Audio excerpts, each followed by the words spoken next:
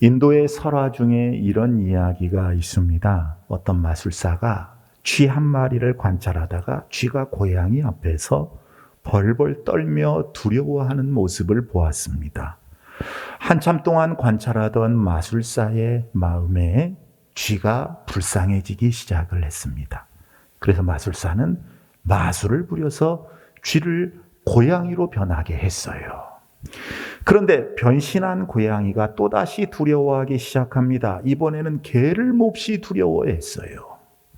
더 불쌍하게 느낀 마술사는 다시 한번 마술을 사용해서 이 고양이를 개로 만들어 주었습니다. 그런데 개가 된 고양이는 개가 되자마자 이번에는 호랑이를 두려워하기 시작을 했어요. 이 모습도 불쌍히 여긴 마술사는 또다시 마술을 부려 호랑이로 변신하게 만들어 주었습니다. 그런데 변신하자마자 호랑이는 사냥꾼의 총을 두려워하기 시작을 했어요. 사냥꾼을 두려워하는 호랑이를 보면서 마술사는 모든 것을 포기하며 이렇게 말합니다. 내가 아무리 해봤자 너의 두려움이 끝나지 않으니 너는 별 수 없는 쥐새끼다. 다시 쥐로 돌아가라. 그래서 다시 원래 쥐로 돌아가고 말았다고 합니다.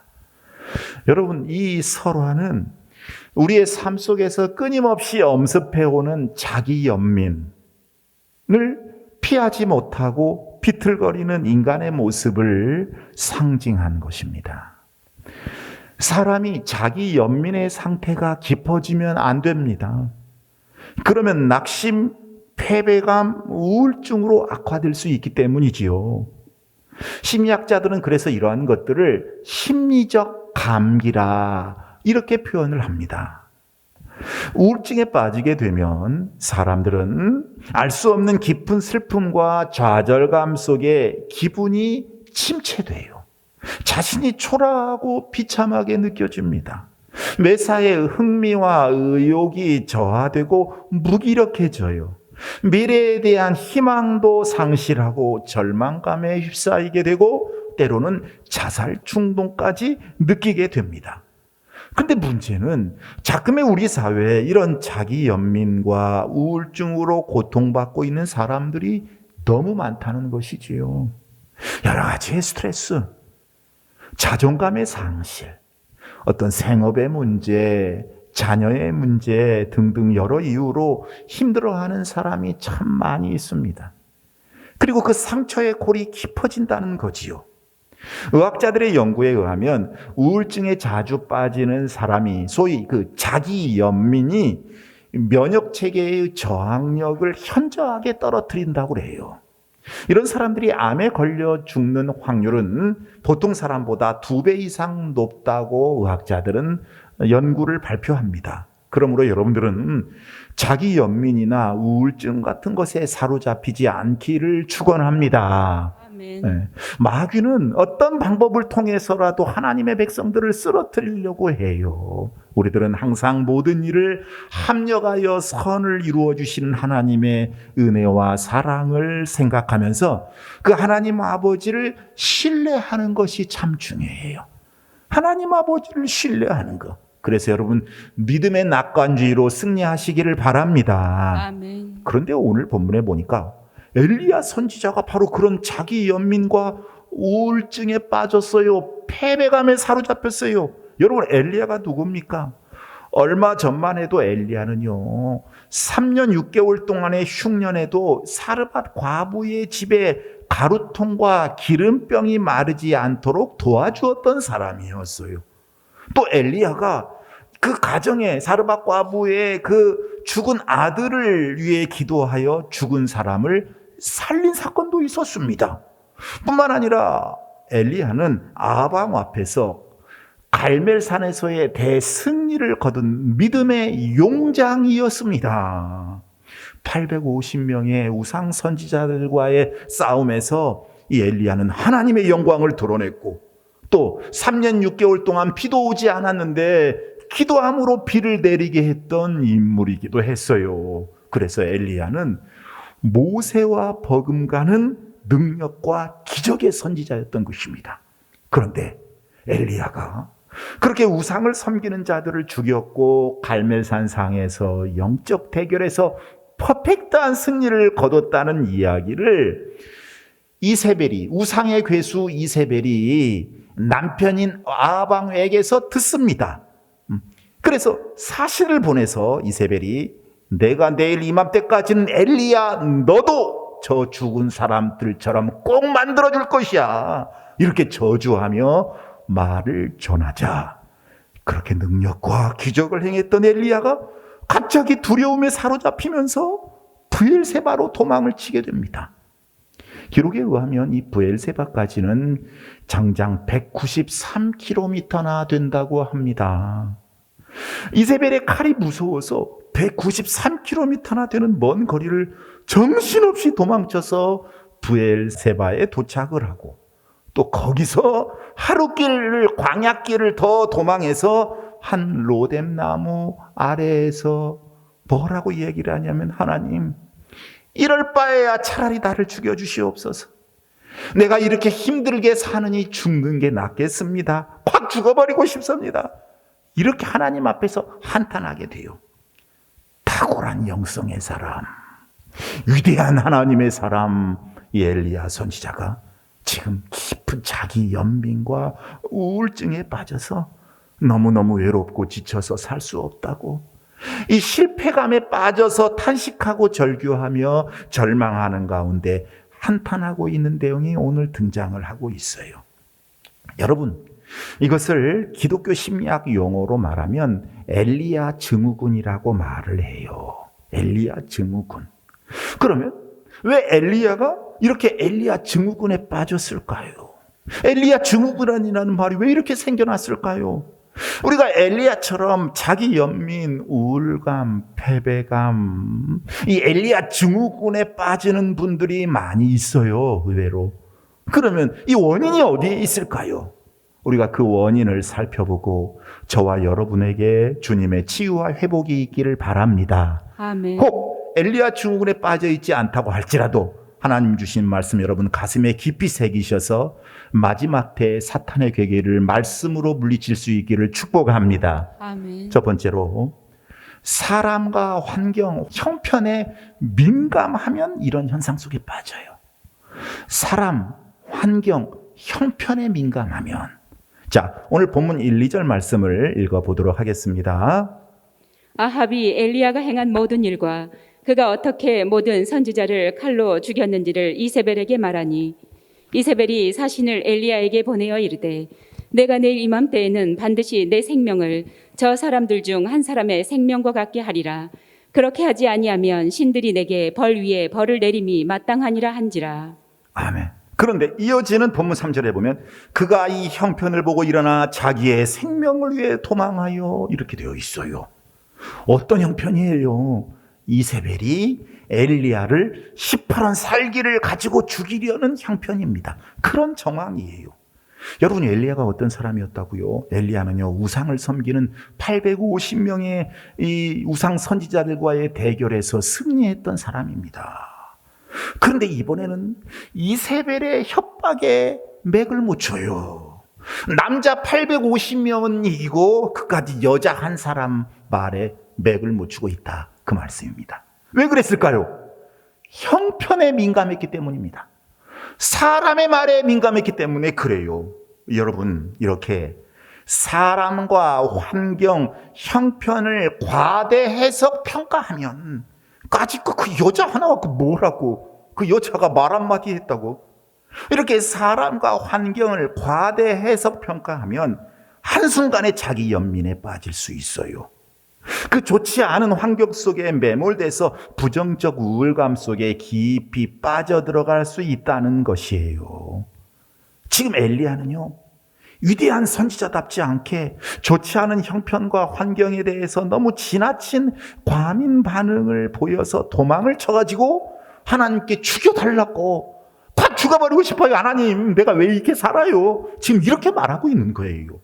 여러분, 우리가 어떤 형편이나 환경을 만날 때 긍정적인 거 있어요. 좋은 거.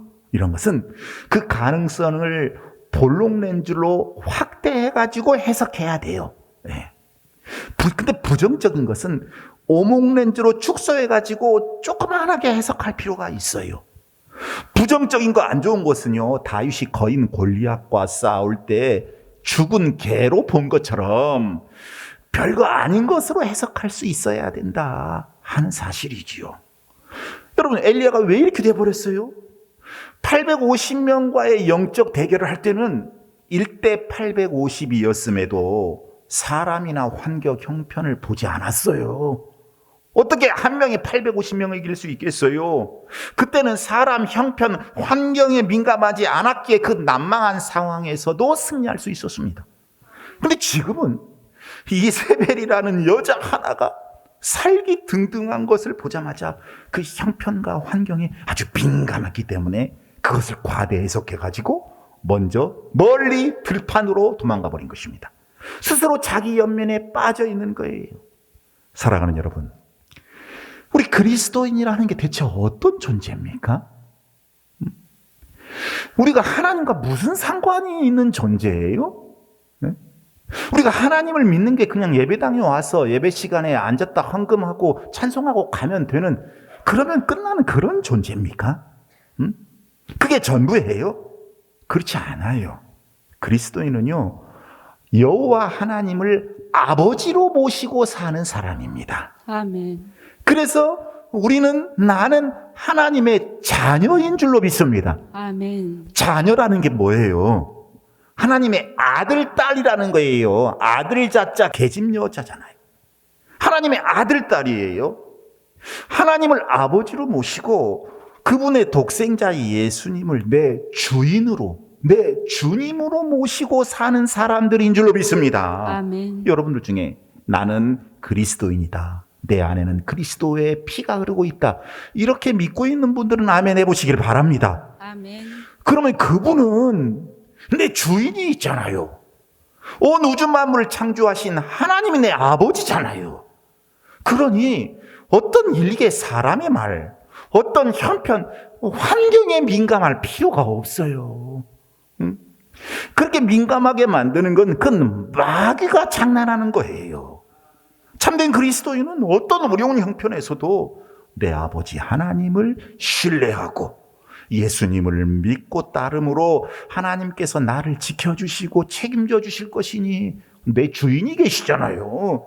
그러니 우리는 오직 하나님께만 민감해야 할 줄로 믿습니다. 아멘. 여러분, 우리는 주님을 크게 보는, 주님의 능력을 제대로 보는 믿음의 거인이 되었으면 좋겠어요. 아멘. 이게 예수님을 믿는 신앙생활입니다. 아멘. 여러분, 그리스도인은 하나님보다 환경, 형편, 사람을 크게 보면요, 다 실패해요.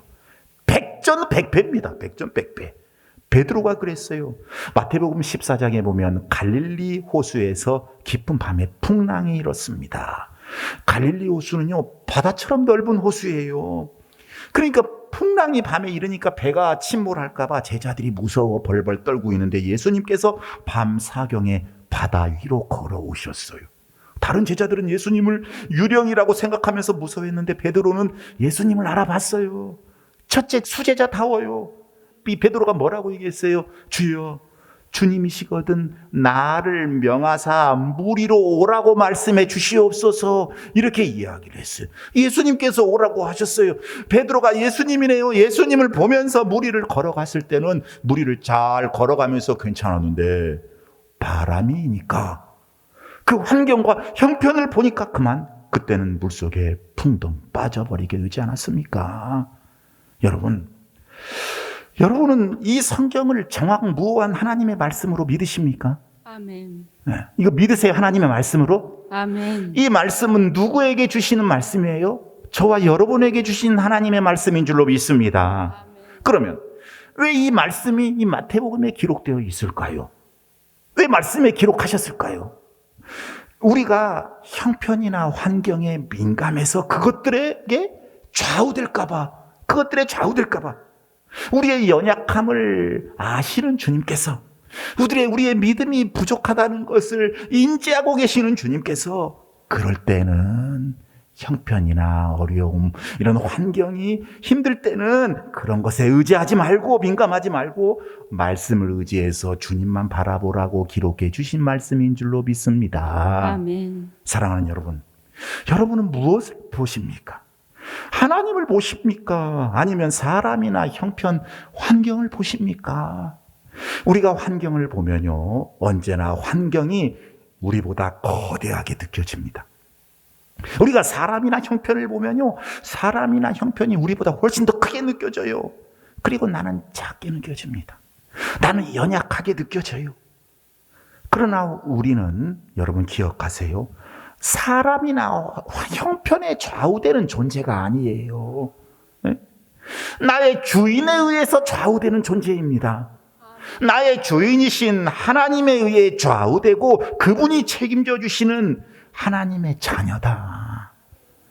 여러분, 이 사실을 껍데기로만 알지 마시고 가슴으로 믿고 살아가시기를 축복합니다. 아멘. 우리는 하나님을 보면서 살아야 되는 거지요.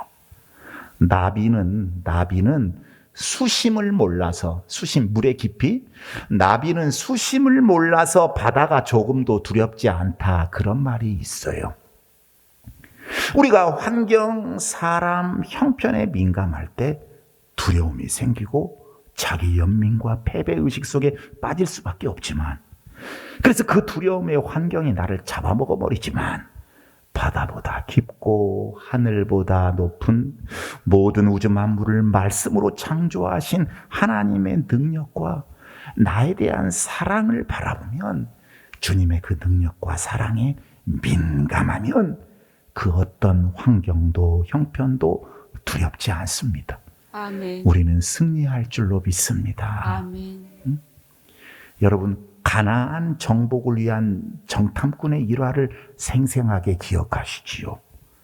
똑같이 보았지만 10명의 정탐꾼들은 거대한 아낙 자손 대장부들을 보았어요.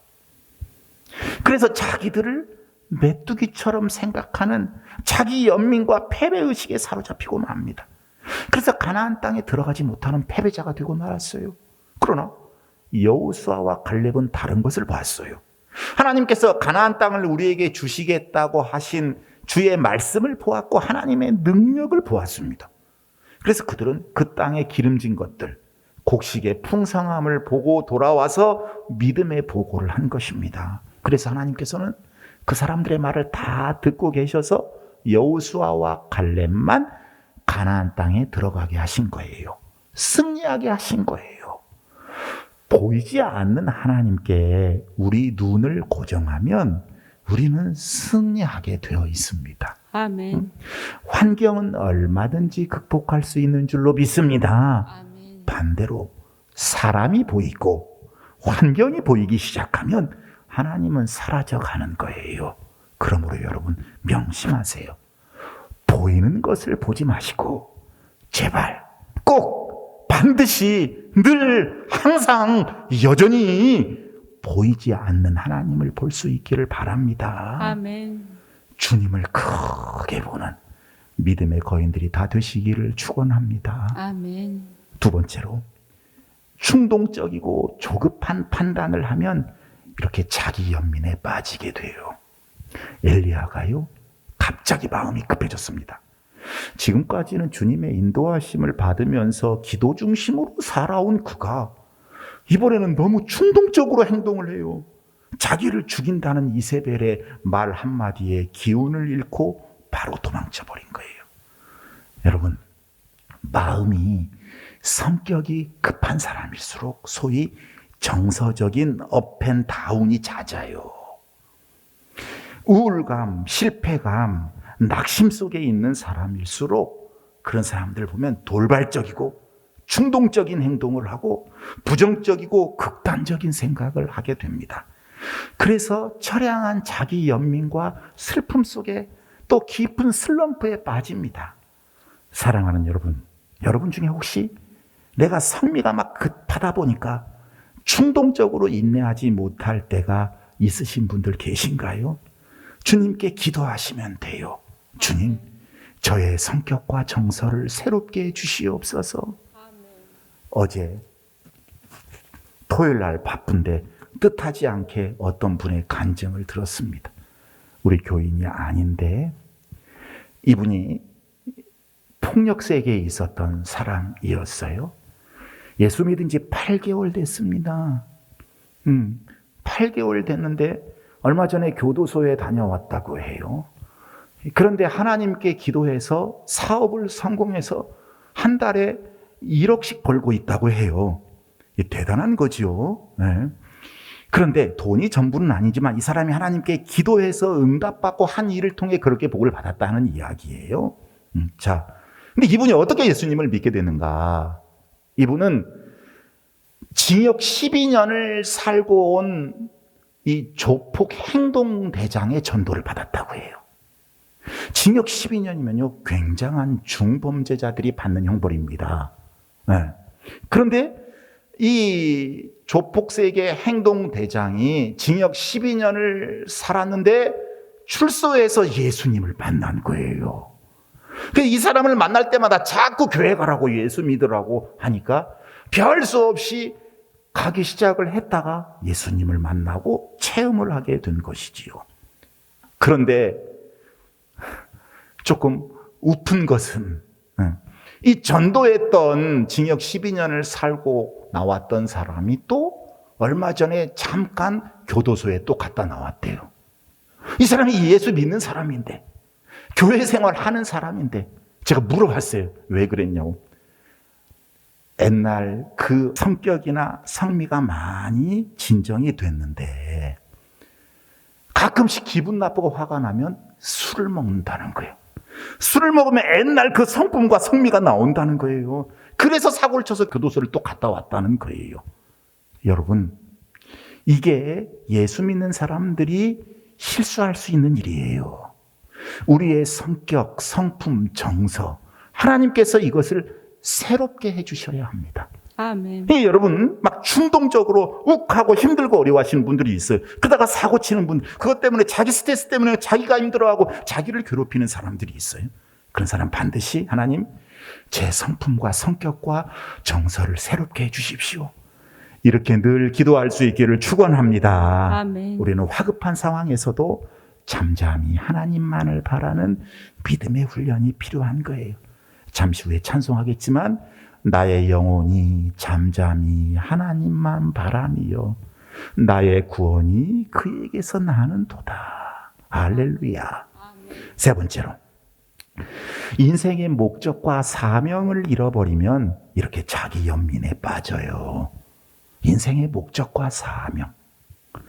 여러분, 삶의 목적과 사명이 뚜렷하지 못한 사람일수록 쉽게 인생의 피곤을 느낍니다. 목적을 상실하면요, 인생의 허무함을 느껴요. 회의적이기 때문에 우울해지는 것입니다. 꿈과 비전 없이 살아가는 사람일수록 자기 연민과 자괴감에 빠지고 자조적으로 살아가요. 삶에 맥이 없어요. 역동성이 없어요. 바람 빠진 고무풍선처럼 의욕이 없습니다. 지금 엘리야가 그렇다는 거예요. 엘리야 선지자는요, 민족을 살려야 하는 사명을 부여받은 사람이잖아요. 백성들의 우상 숭배와 하나님의 심판이라고 하는 위기 상황에서 더욱 엎드려 기도하기 위해 호렙산으로 올라가야 할 사명의 사람이 지금 광야로 내려간 거예요. 왜? 사명을 잊어버렸기 때문에. 그리고는 호적거리고 있잖아요. 로뎀나무 밑에 쭈그리고 주저앉아서 처량한 자기 연민에 빠져있는 엘리야의 모습 상상이 되십니까? 사랑하는 여러분, 결코 흔들릴 수 없는 사명감으로 사는 사람은 이렇게 하지 않아요. 낙담하지 않습니다. 사명감 잃은 엘리야가 얼마나 처량하고 초췌한 모습을 보여주고 있습니까? 갈멜산 정상에서 바알, 아세라 우상을 섬기는 선지자들에게 호령했던 그 믿음의 기계는 다 죽어버렸어요. 그동안 어디 엘리야가 힘이 있어가지고 재주가 뛰어나서 까마귀 통에 음식을 공개받고 사르밧 과부의 죽은 아들을 살리고 그 많은 우상 선지자들을 죽였습니까? 다 하나님이 하신 거잖아요. 지금까지 엘리야의 생명도 하나님이 지켜주신 거예요. 그런데 이제껏 생명을 보존시키신 하나님을 잊어버리고 사명을 잊어버리니까 실패하게 되고 좌절하게 되고 패배감 속에 빠지게 되는 거예요. 그러므로 여러분, 사명을 잊어버리면 안 됩니다. 사명을 잊어버리면 안 돼요. 여러분, 아들, 딸들 다 장성시키고 난 가정주부들, 어머니들 중에 우울증에 빠지는 사람들이 왕왕 있습니다. 왜 그럴까요? 자녀들은 다 키워놨어요. 남편 뒷바라지도 다 했어요. 이제 할 게 없는 거예요. 사명을 못 느끼는 거예요. 그래서 그동안 내가 못하며 살았지? 나라는 존재는 어디 있는 거야? 실패감, 우울감, 낭패감 속에 빠지게 되는 것이지요. 그러니까 우리는 항상 사명을 잊어버리면 안 되고 하나님을 잊어버리면 안 돼요. 아멘. 여러분 어떻습니까? 어떤 목적과 사명감을 품고 살고 계십니까? 꿈과 비전이 뚜렷한 사람은 자기 연민에 빠질 틈이 없습니다. 사도 바울처럼 인생의 마지막 순간까지 사명을 가지고 활력과 기상이 넘치는 역동적인 삶을 사시기를 축복합니다. 아멘. 자, 그러면 여러분, 만약에 우리가 엘리야처럼 우울증이나 패배의식에 사로잡혔을 때 어떻게 회복될 수 있는가? 첫 번째는 먼저 육체의 피곤이 회복되어야 돼요. 육체의 피곤. 정신적이고 심리적인 어떤 낙심이라고 해서 반드시 정신적인 거, 심리적인 데만 원인이 있는 게 아니에요. 정신적으로 낙심하는 데는 대체로 신체적인 이유와 연관이 있습니다. 정신과 신체가 연결되어 있다 그 말씀이에요. 그래서 우울증을 예방하는 그 모든 예방 안내 책자 같은 데 보면 예외 없이 등장하는 수칙이 있는데 제가 세 가지만 말하면 하나는 과로를 피하고 충분한 휴식을 취할 것. 두 번째는 영양 관리와 자신에게 맞는 수면 습관을 유지할 것. 세 번째, 경쟁적인 생활 태도를 버리고 즐겁게 살아갈 것. 여러분, 우리는 엘리야의 삶의 정황을 살펴볼 필요가 있어요. 그동안 엘리야는 너무 바빴습니다. 그는 바알 서진자들과의 그 대결로 탈진했어요. 영적 싸움을 해왔잖아요. 그래서 이 싸움이 마무리돼서 엘리야의 승리가 확실해진 이 시점에서 별것도 아닌 일로 도리어 엘리야가 지금 무너지고 있는 거예요. 그러나 여러분, 우리에게는 복된 소식이 있어요. 행복한 사람들이에요. 복받은 사람들이에요.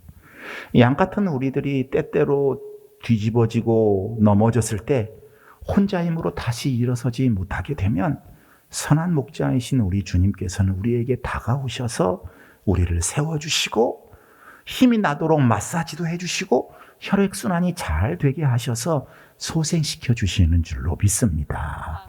그 말씀이 오늘 본문에 4절에서 8절까지 나와요. 빠른 속도로 한번 읽어보겠습니다.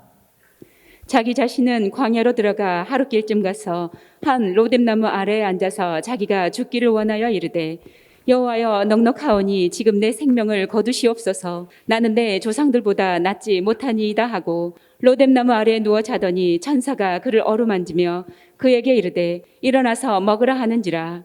본즉 머리맡에 숯불에 구운 떡과 한 병 물이 있더라. 이에 먹고 마시고 다시 누웠더니 여호와의 천사가 또다시 와서 어루만지며 이르되 일어나 먹으라. 내가 갈 길을 다 가지 못할까 하노라 하는지라.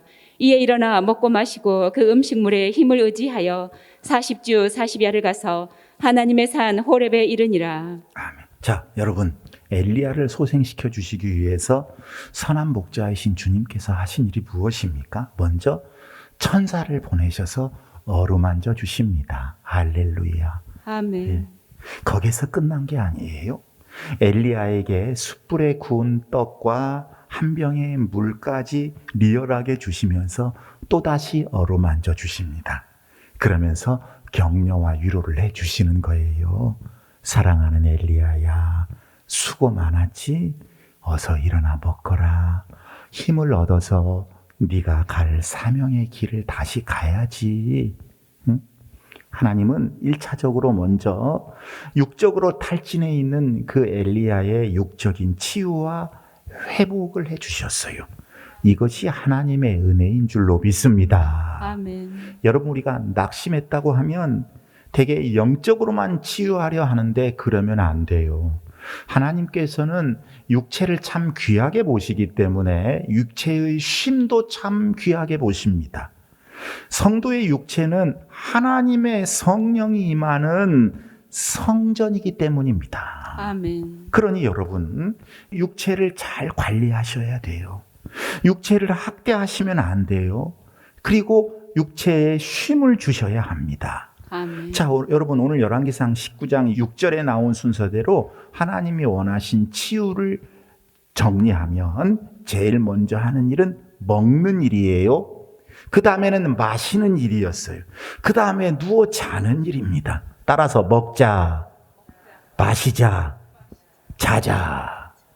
여러분, 게으름과는 달라요. 이것을 통해 하나님께서는 우리를 치유해 주시고 회복시켜 주시는 줄로 믿습니다. 여러분, 육체적인 쉼을 가지시기를 축복합니다. 두 번째로, 엘리야 증후군에서 회복되려면 영적인 교제가 회복이 되어야 돼요. 엘리야가 소생하도록 도우신 하나님은 우선 그를 육체적으로 회복시키셨고 그 다음 호렙산으로 인도하십니다. 여러분, 우리가 낙심한 데서 자기 연민 패배감, 우울감 속에서 소생해 나려면 육체적인 관리만 필요한 것이 아니에요. 육체적으로 소생하기 시작한 엘리야를 위해 하나님이 다음 처방을 준비하셨는데 그것은 영적 처방이에요. 잘 들으셔야 돼요. 하나님은 엘리야를 하나님의 산 호렙산으로 인도하신 후에 주님의 음성을 들려주십니다. 9절에 보면 엘리야가 그곳 굴에 들어가 거기서 머물더니 여호와의 말씀이 그에게 임하여 이르시되 엘리야야 네가 어찌하여 여기 있느냐. 그가 대답하되 이렇게 되어 있어요. 하나님이 말씀하시고 엘리야가 대답을 합니다.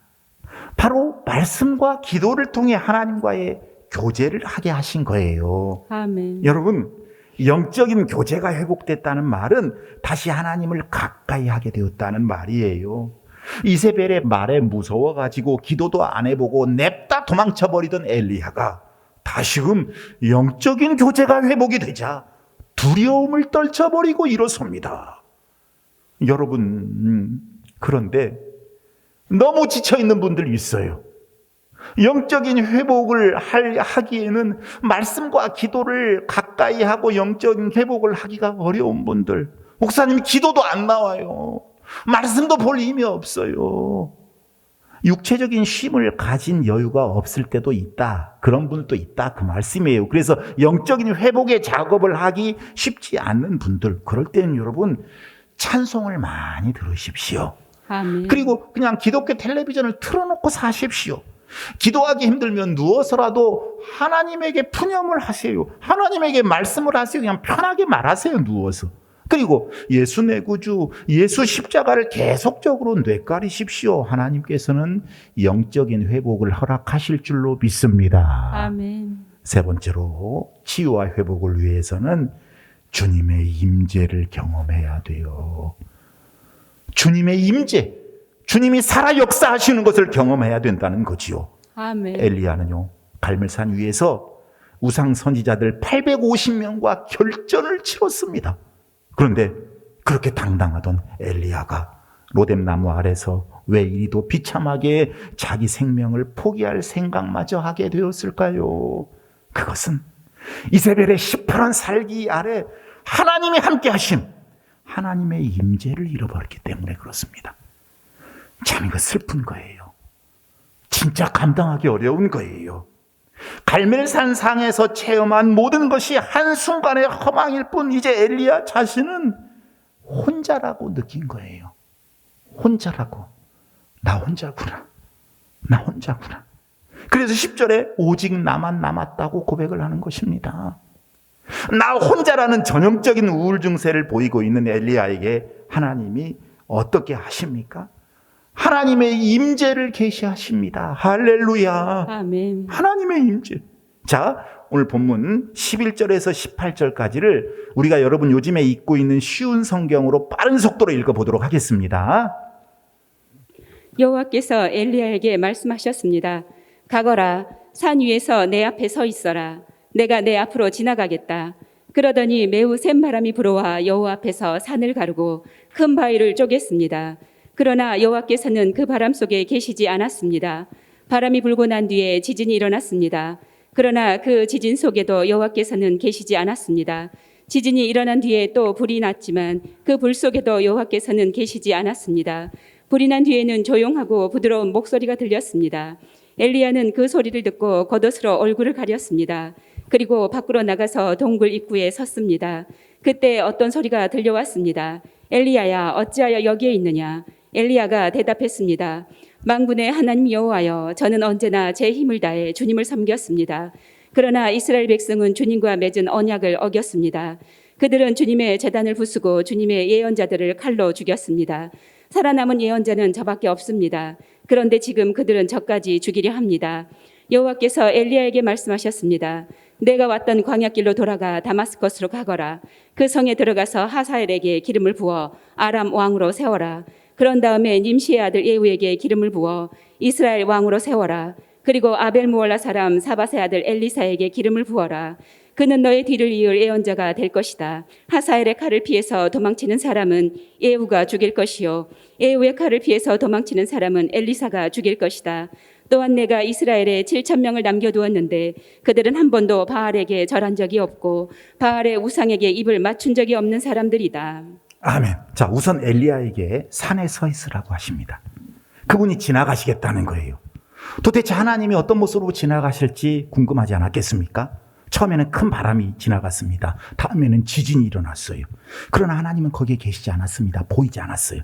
그러더니 이번엔 불이 나타났습니다.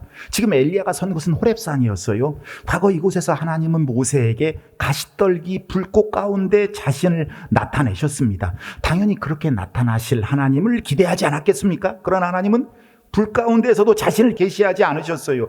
그럼 마지막으로 무엇이 있었는가? 오늘 본문 19장 12절을 보면 세미한 소리가 있었어요. 세미한 소리. 잔잔하고 부드러운 목소리로 하나님이 거기에 계셨어요. 두려워 떨며 놀란 엘리야에게 하나님은 바람도 불도 아닌 세미한 음성으로 다가오셨습니다. 그리고 조용히 속삭이신 거예요.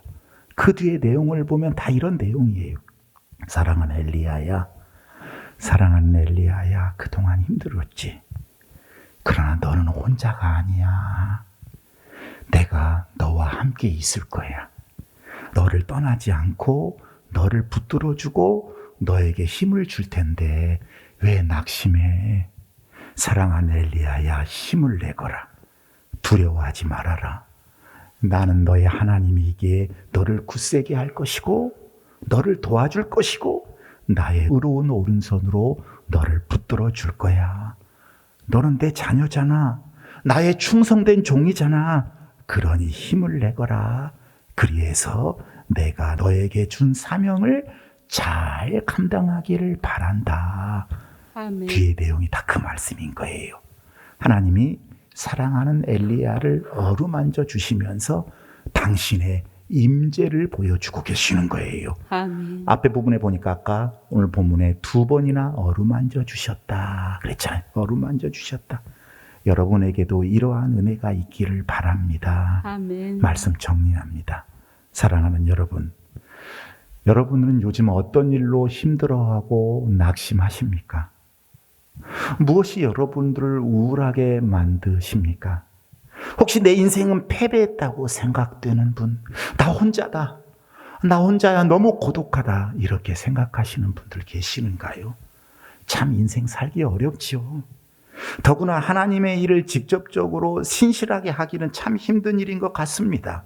그러나 여러분, 오늘도 변함없이 찾아오셔서 힘주시고 위로해 주시는 주님의 은혜를 경험하시기를 바랍니다. 아멘. 주님은 여러분이 지쳐서 쓰러져 있는 광야의 로뎀나무 밑에까지 찾아오셔서 만나주시는 분이에요.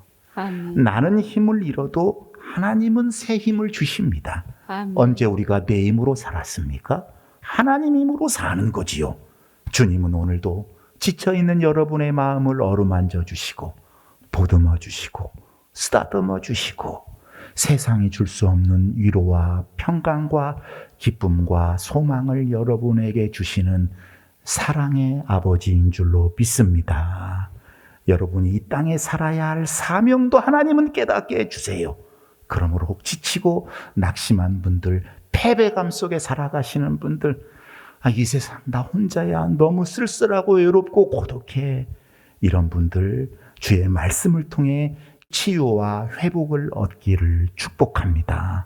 또 그렇지 않은 분들 항상 이 말씀 기억하시고 묵상하셔서 어떤 사탄의 괴계라도 말씀으로 물리치심으로 기쁨과 소망 속에 승리하는 인생 되기를 다시 오실 예수님의 이름으로 축원합니다. 축원합니다. 찬송하겠습니다.